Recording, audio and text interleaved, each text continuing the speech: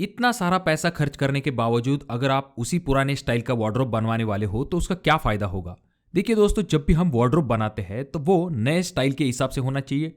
और सबसे इंपॉर्टेंट चीज ये आ जाती है कि जब भी हम वार्डरोब बनाते हैं तो उसे बनाते समय कुछ बहुत ही इंपॉर्टेंट चीजों की तरफ हमें ध्यान देना चाहिए। जैसे कि हमें वार्डरोब ओपनेबल बनवाना चाहिए, या फिर स्लाइडर बनवाना चाहिए, या फिर आजकल कौन कौन सी ट्रेंडिंग चीजें हैं जिसकी वजह से आपके वार्डरोब का ओवरऑल लुक जो है वो काफी खूबसूरत दिखाई देता है।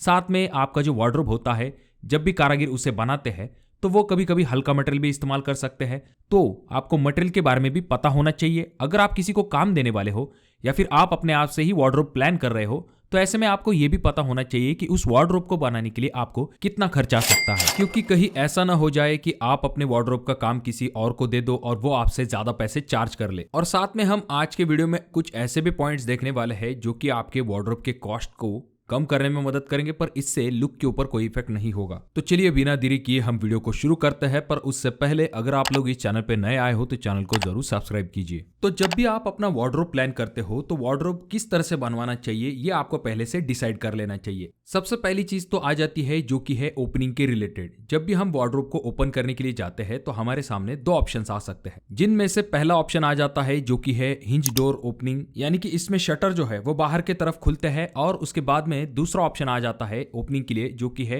Sliding mechanism. इसमें जो शटर है वो साइड में ढकेल के आप जो है वार्डरोब को ओपन कर सकते हो। अब इन दोनों ही टाइप के जो वार्डरोब है इनके अपने अपने एडवांटेजेस होते हैं। जैसे कि हिंज डोर ओपनिंग वाले जो वार्डरोब होते हैं उनका सबसे मेन फायदा ये होता है कि ये कम कीमत के अंदर आप बना सकते हो कंपेयर टू स्लाइडिंग मैकेनिज्म, क्योंकि इसमें सिंपल शटर लगाए जाते हैं, हिंज की मदद से इसे वार्डरोब से अटैच किया जाता है। और दूसरा फायदा ये होता है कि स्पेस जो है इसे कम लगती है। अगर हम स्लाइडिंग मैकेनिज्म की बात करते हैं तो इसका फायदा यह होता है कि जहां पर आपको वार्डरोब के आगे बहुत ही कम स्पेस मिलती है तो वहां पर आप स्लाइडर मैकेनिज्म का इस्तेमाल करके वार्डरोब को बना सकते हो। पर इसका नुकसान ये होता है, पहली चीज तो ये कि हिंज डोर वाले जो वार्डरोब होते हैं उनसे इनका कॉस्ट जो है वो ज्यादा होता है। दूसरी चीज ये आ जाती है कि आपको वार्डरोब की जो डेप्थ है वो ज्यादा रखनी पड़ती है, क्योंकि इनके जो ट्रैक होते हैं वो थोड़ी सी ज्यादा जगह लेते हैं। तो इन दो चीजों को आपको ध्यान में रखना पड़ेगा। अगर आपके बेडरूम में वार्डरोब के सामने थोड़ी सी ज्यादा जगह है तो आप हिंज डोर वाले वार्डरोब की तरफ जा सकते हो। इसमें आपको खर्च भी कम आएगा और इसकी डिजाइन भी अच्छी दिखाई देती है। और अगर आपके पास जगह कम है ऐसे में आपको स्लाइडर मैकेनिज्म की तरफ जाना चाहिए। अब दोस्तों, आपके जो वार्डरोब का स्ट्रक्चर है वो भी आपको ध्यानपूर्वक सिलेक्ट करना चाहिए। इसके ऊपर भी आपका कॉस्ट डिपेंड होता है और आपको यह ध्यान में रखना पड़ता है कि चीजें आपकी बहुत ही कंफर्टेबली आप उसके अंदर रख सको, क्योंकि अगर वार्डरोब का स्ट्रक्चर सही तरीके से नहीं होगा तो इससे कॉस्ट भी बढ़ जाएगा और आपको सामान रखने में भी दिक्कत होगी। तो सबसे पहली चीज तो ये आ जाती है कि आपके वार्डरोब में 3 सेक्शन होते हैं। पहला सेक्शन होता है जो कि है आपका हैंगर वाला सेक्शन, जहां पर आप अपने कपड़ों को टांग के रखते हो। उसके बाद में दूसरा सेक्शन आ जाता है जो कि है शेल्फ वाला सेक्शन, जहां पर आप चीजों को आराम के साथ रख सकते हो। और तीसरा सेक्शन आ जाता है जो कि है ड्रॉवर वाला सेक्शन। अगर आप अपने वार्डरोब के अंदर बहुत ही ज्यादा ड्रॉवर्स को बना दोगे तो आपको इसके लिए काफी ज्यादा हार्डवेयर लगेगा और आपके कारागिर भी आपसे ज्यादा चार्ज ले सकते हैं। और इसकी वजह से ओवरऑल आपका जो वार्डरोब बनाने का खर्च है वो काफी ज्यादा बढ़ जाएगा। इसके बजाय आप क्या कर सकते हो, ज्यादातर जगह जो है वो शेल्फ के लिए इस्तेमाल कर सकते हो। कुछ जगह जो है आपको आपके हैंगर स्पेस के लिए छोड़ देनी चाहिए, जिससे कि ओवरऑल आपका वार्डरोब भी अच्छा दिखाई देगा, आपको सामान रखने में भी दिक्कत नहीं होगी, स्पेस भी अच्छे तरीके से यूटिलाइज हो जाएगी और सबसे इंपॉर्टेंट चीज आपको खर्च भी कम आएगा। जैसा कि आप इस अगले लेआउट को देख सकते हो, यहाँ पर बहुत ही कम प्रमाण में जो है वो ड्रॉवर्स का इस्तेमाल किया गया है, बाकी शेल्फ का जो है इन वार्डरोब के अंदर इस्तेमाल किया गया है। अब दोस्तों, अगली चीज ये आ जाती है कि जब भी आप वार्डरोब प्लान करने वाले हो तो आपको पूरी हाइट तक जो है वार्डरोब को लेना चाहिए। बहुत सारे लोग जो है इस वार्डरोब की हाइट को 7 फीट तक ही रखते हैं और ऊपर का जो स्पेस है उसे वैसा ही खुला छोड़ देते हैं। और इस स्पेस के ऊपर अननेसेसरी चीजें आगे चल के आ जाती है या फिर धूल बहुत ही ज्यादा प्रमाण में गिर जाती है और बार बार क्लीनिंग करनी पड़ती है। तो इसके लिए आपको क्या करना चाहिए, आपकी जो वार्डरोब की हाइट है उसे डायरेक्टली फ्लोर लेवल से स्लैब लेवल तक कंप्लीट कर देना चाहिए, जिससे कि एक अच्छा लुक भी क्रिएट होता है।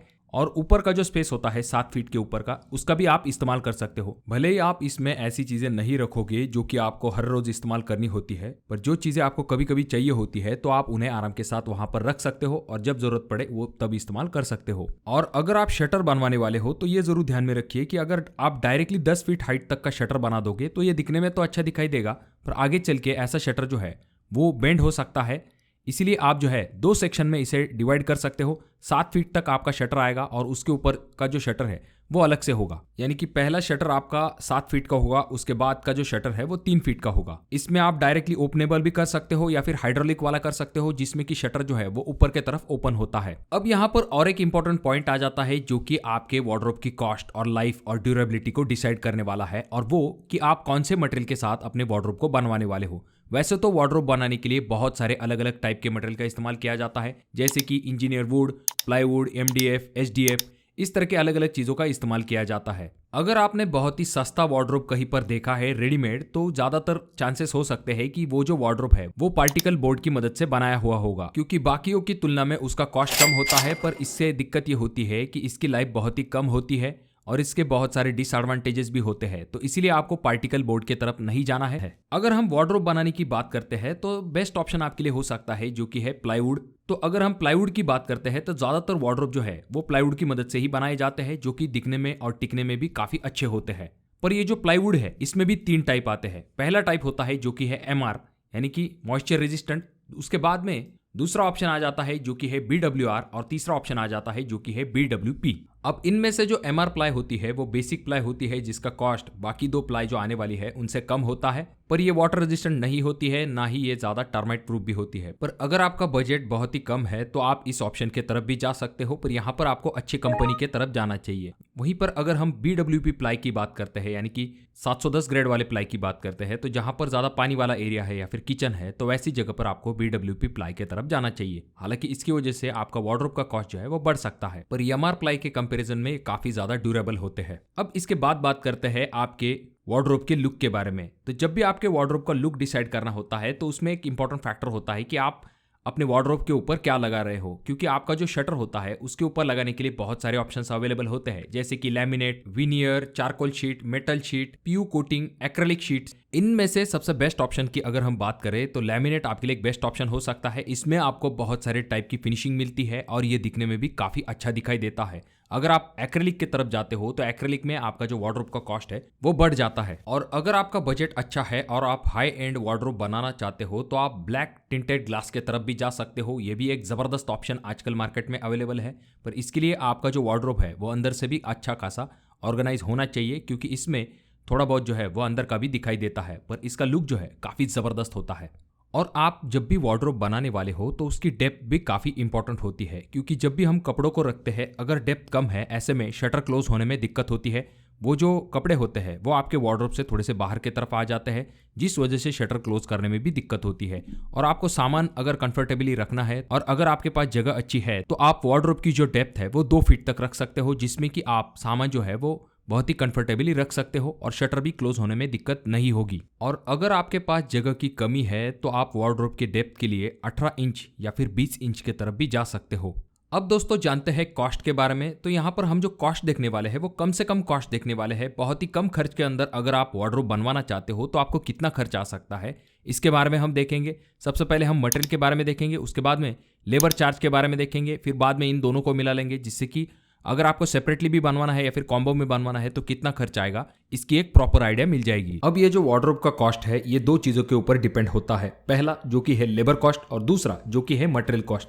इनमें से जो लेबर कॉस्ट है वो एरिया टू एरिया वेरी करता है, पर आप ऐसा मान के चल सकते हो कि 250 रुपए पर स्क्वायर फीट से लेके 300 रुपए पर स्क्वायर फीट तक कारपेंटर आपसे वार्डरोब बनाने का चार्ज ले सकते हैं। उसके बाद अगर हम मटेरियल की बात करते हैं तो मटेरियल का जो कॉस्ट है वो 700 रुपए पर स्क्वायर फीट से लेके 1000 रुपए पर स्क्वायर फीट तक हो सकता है। और अगर हम इन दोनों कॉस्ट को जोड़ लेते हैं तो वार्डरोब बनाने का जो कॉस्ट है वो 1000 रुपए पर स्क्वायर फीट से लेके 1100 रुपए पर स्क्वायर फीट तक हो सकता है। अब इसी चीज को आसानी के साथ समझने के लिए हम एक एग्जांपल लेते हैं, जिसमें कि हम एक वार्डरोब अज्यूम करते हैं जिसका कि साइज होगा 9 फीट बाय 7 फीट, यानी कि इसका एरिया आ जाता है 63 स्क्वायर फीट। तो उसे जब हम वार्डरोब बनाने का जो कॉस्ट है जो कि 1000 रुपए पर स्क्वायर फीट है उससे मल्टीप्लाई करते हैं तो हमारा आंसर आ जाता है 63,000 रुपए। तो ये इतना आसान होता है। अगर आपको थोड़ा सा डिटेल में जानना है तो जो बोर्ड है उसके लिए आपको जो कॉस्ट आने वाला है वो 25,000 रुपए तक आएगा। उसके बाद में आपका जो वार्डरोब है उसके ऊपर आप जो सनमाइका लगाओगे उसका कॉस्ट आपको 10,000 रुपए तक आ सकता है। आपका जो वार्डरोब है उसके लिए आप जो फिटिंग्स इस्तेमाल करोगे उसका कॉस्ट आपको 5,000 रुपए तक आ सकता है। फेविकॉल और बाकी चीज़ों के लिए आपको 5,000 रुपए तक खर्च आएगा। और जो लेबर कॉस्ट है उसमें आपका 18,000 रुपए तक खर्च आ सकता है। अगर हम इन सभी कॉस्ट को जोड़ लेते हैं तो हमारा फाइनल आंसर आ जाता है 63,000 रुपए। तो ये तो हो गया कॉस्ट। अब दोस्तों यहाँ पर हमने ये जो कॉस्ट निकाला है इससे आपका खर्च ज्यादा भी हो सकता है, क्योंकि ये आपके डिजाइन के ऊपर डिपेंड होता है। आप कौन से टाइप का मटेरियल इस्तेमाल करने वाले हो, कितने ड्रॉवर्स आप अपने वार्डरोब के अंदर प्लान करने वाले हो, आपके वार्डरोब के अंदर कौन सी चीजें आने वाली है, कौन सा प्लाई इस्तेमाल करने वाले हो, जैसे कि MR प्लाई या फिर BWR, या फिर जो वार्डरोब की फिनिशिंग है उसके लिए आप लैमिनेट इस्तेमाल करने वाले हो या फिर एक्रिलिक इस्तेमाल करने वाले हो। ऐसे बहुत सारी चीजों के ऊपर वार्डरोब का कॉस्ट जो है वो डिपेंड होता है। ये जो खर्च यहाँ पर हमने देखा है ये आपको एक टेंटेटिव आइडिया आने के लिए है। तो अगर आप इन बातों का ध्यान रखोगे तो आपका वार्डरोब दिखने में भी अच्छा दिखाई देगा, कम खर्च के अंदर भी बनेगा और ड्यूरेबल भी रहेगा। तो अगर आपके कोई सवाल है तो कमेंट बॉक्स में कमेंट जरूर कीजिए। वीडियो अगर आपने यहाँ तक देख ली है तो आपको जरूर पसंद आ गई होगी, तो जरूर इसे लाइक कर दीजिए। और वीडियो बहुत ज्यादा ही अच्छी लगी हो तो अपने दोस्तों के साथ जरूर शेयर कीजिए। और ये जो तीनों वीडियो है इनमें से कोई एक वीडियो आपके जरूर काम में आ सकती है।